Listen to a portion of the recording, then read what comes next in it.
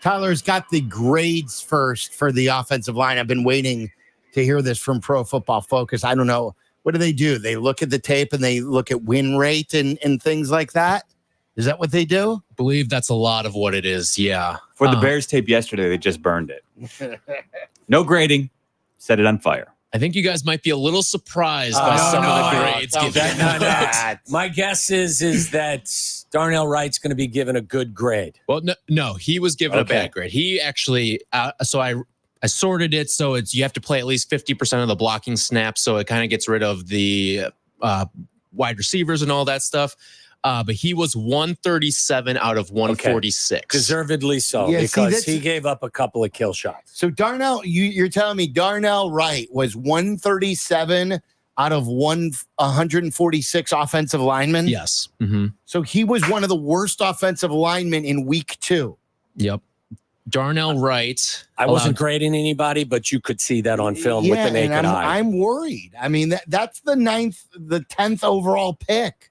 He allowed from last year. 2 sacks, 3 hurries, 5 pressures, and had a penalty as well. Not good, Bob.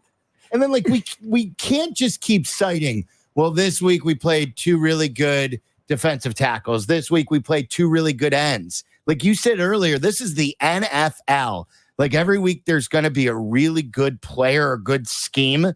And if you're drafted 10th overall, you better be someone that the opposition is worried about. Well, we should be able to line up behind him and run the ball. Something. At somebody. You shouldn't be one of the worst offensive linemen in a week. Okay, so now you threw me off that I'm going to be surprised. Coleman Shelton still has to be one of the worst offensive linemen this week. And the numbers say? Coleman Shelton got a 65.6 grade. That was 59th out of 146 offensive linemen. Where does that rank him for centers? Can you? I'd have to go look at that. But for among all offensive linemen, yeah, he's 59th. So he was 59th. Was that the highest rated Bear lineman? No, it was not. Wow, 59th was not high. That's shocking. Braxton Jones, where is he at? Braxton Jones finished 82nd out of 146. He had where's his grade go? Braxton Jones got a 61. You're telling me that because it's not Nate Davis. Don't tell me that Nate Davis ranked higher than 59. No, Nate Davis was in the Darnell Wright category. Okay. He was 125 and finished with a 52.2 grade. Okay, so 125. Where was Darnell Wright again? Darnell Wright was 137. And how many were there again? 146. 146. Okay, I just want to write this down. And then, all right, so you're telling me Tevin Jenkins was in the top 50. Tevin Jenkins was 27th overall with a 72.7, and Waddle just did what the Packers center did yesterday. Threw a ball over his football. Apparently, Tevin Jenkins' family works at Pro Football Focus. Now, it does say... Can you divide those between run and pass grades? Yeah, it does. So Tevin Jenkins scored very well on the run side, but did not score well passing-wise. Right, and that's an issue. Yeah.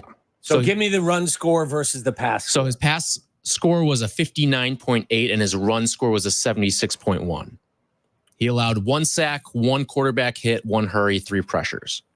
All right. So again, to recap, this is I just You're want doing the recap. Are you doing the recap? The recap. I am. Yes. Brought to you by Apt. I want all the people to understand this. There are 146 offensive linemen who played so far this week. There are, 2 lines who have not played because Monday Night Football tonight. Of the 146 offensive linemen, Jenkins was 27th. We had Braxton Jones ranked 59th. No, he was 82nd. Oh, he was 82nd. Yeah. Who was 59th again? That was Coleman Shelton. How the hell did he rank? I just found the number. He was the 10th rated center in football. They both have relatives who work at PFF. Shelton and Jenkins. So they must not have graded the play where he did get dumped into the lap of the quarterback, right? That that wasn't the play. We weren't allowed to grade that plays. Maybe it's like a college course where you get to drop your lowest grades. Your 2 lowest grades don't count for Coleman Shelton. Yeah, they take out the 2 lowest and 2 highest, and the 2 highest weren't that high. Yeah, exactly. So getting the 2 lowest really helped a lot. But they only do that for Shelton and Jenkins. All the other linemen are graded on every play. All right, so I want to get this right here. That's Nate Davis, and then the worst one was, and Darnell, right? Now again, though, I know you don't want to. We don't want to focus on this because the NFL brings you stiff challenges every week.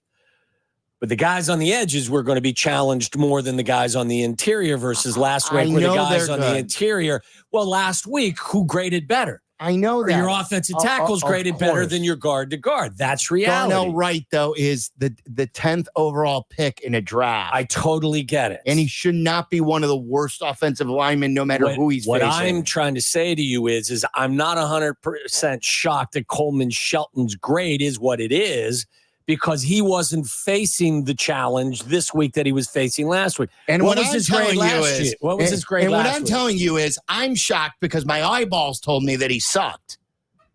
I don't care who he played. Well, then maybe you should be. They should hire you at Pro Football Focus. Well, what did your eyeballs tell you? None of them were good.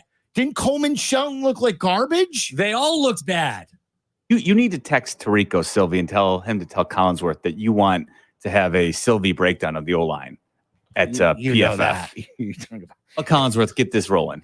Start getting one of those YouTube channels and have my breakdown. The other thing is just too, like, you can work with Jack every week. I find that's your penalty. I find it. Listen.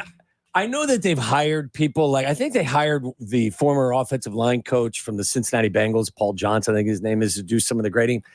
But I think it's just a lot of it has to be throwing darts, because how do you know exactly what's being asked of each offensive lineman on every play? It's what Olin was saying on some of the plays that looked bad for Nate Davis, is maybe his responsibility wasn't this and it was this. And I don't know. So like I think that's always the most legitimate criticism of Pro Football Focus. And they do good work because there's not a lot of sites out there that are actually looking at all the film play by play. So you don't want to take it away, but that's absolutely a legitimate criticism, is if you don't know what the play is calling for and asking for, how can you adequately grade it? And that's why I think it's okay to look at something maybe without the trained eye of a former offensive line coach and look at it in its totality and come to the conclusion that it's not good enough. You can have a 72 or a 65. I don't care. Altogether, it's not good enough. And you got your quarterback beaten up. Mm-hmm. I don't care what your individual grades are. Like, you can tell me as a group, you weren't good enough. How about that? Yeah. You didn't pass. What's passing? You didn't pass. You failed. That was a failing effort last night. Passing for me used to be a 60 on a 100. If I got a 60, I passed. And in some courses, that was a. They failed last night. Whatever a failing grade is, and I don't have the skill to grade all of them collectively. They weren't good, and they took turns making catastrophic mistakes. If I was grading them subjectively, like they wrote an essay, and it was on a scale of a 100, I would have graded them a 44. And I think that's fair. 44%. Again, because at the end of the day, here are your stats. 7 sacks, 11 quarterback hits, and 36 pressures. And in the running game, you created the space. This is the space you created for the running backs. 17 carries for 27 yards. Yeah, I think 44 may have been high. Yes. I think I'm giving them 26 out of 100. It's not. And again, I am not dismissing the mistakes that the quarterback made. I'm not dismissing mistakes that Rome Odunze may have made, or that Cole Kmet may have made, or that Gerald Everett may have made. Collectively, that offensive line failed the test. And maybe, too, that's where you can start to really quibble with something like the Pro Football Focus grades, is that ultimately this is why they say the whole is greater than the sum of its parts when it comes to the offensive line. Yes. Because it doesn't matter if if Darnell Wright is good 3 out of 5 plays, if 2 of the times he's given up, pressure, and then the 3 times that Darnell Wright actually holds his water, you've got Coleman Shelton getting blown up on those 2 plays. Right. Like, that's why it was a disaster. And you need somebody you can count on. Right. And if Darnell Wright's not going to be that guy, who the hell is it on that line? Some mistakes are more costly than others, because the 2 sacks that he allowed, again, in the context of football, they were kill shots. your quarterback almost lost his football life. Yes. Kill shots. 332-3776. Want to hear from you. We'll load up all the calls coming up here at 5 o'clock. Coming up next, though, we've got the toast of the game.